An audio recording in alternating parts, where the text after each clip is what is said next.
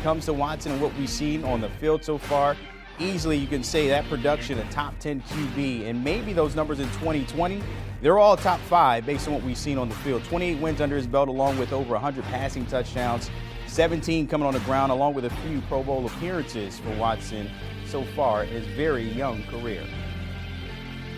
All right, let's keep it moving here with Watson Watcher. Jason La Canfora tapping in with more on this. And JOC, we know there's no timetable on his decision, but what's the latest you're hearing about him? Well, look, I still think we're going to learn the conclusion of this saga sooner rather than later, and it certainly could be.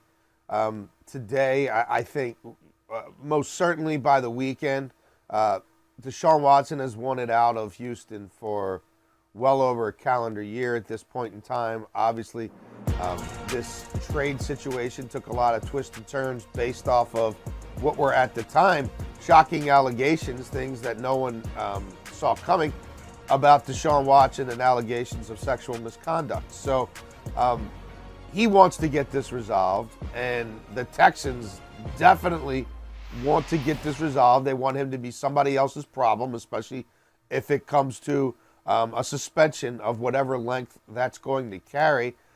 I think Carolina and Cleveland are facing a little bit of an uphill climb here. You know, they really kind of had to sell themselves on the situation more than the other two teams. Atlanta, as you mentioned, there's no place like home. He was really interested in Atlanta. Look, people can say whatever they want right now. Atlanta, up until 7, 8, 10 days ago, was all in on an extension for Matt Ryan. So this was not something that they were pursuing the way other teams had been for a long time. Now, because of those hometown ties, does he maybe decide to go there? He might, but the Matt Ryan situation is complicated, and it's not a good roster. And if you're talking about trading Kyle Pitts and maybe another starter as part of that trade, what do you really have on offense? And it's going to be more than a year to fix that. New Orleans has been the most successful of these teams. It would seem to be the most plug and play, even if they trade a couple of players as part of this package. That's a loaded team that was already set to contend in a watered-down NFC. So Deshaun Watson has different things that he likes about all these situations. Certainly some he likes more than others.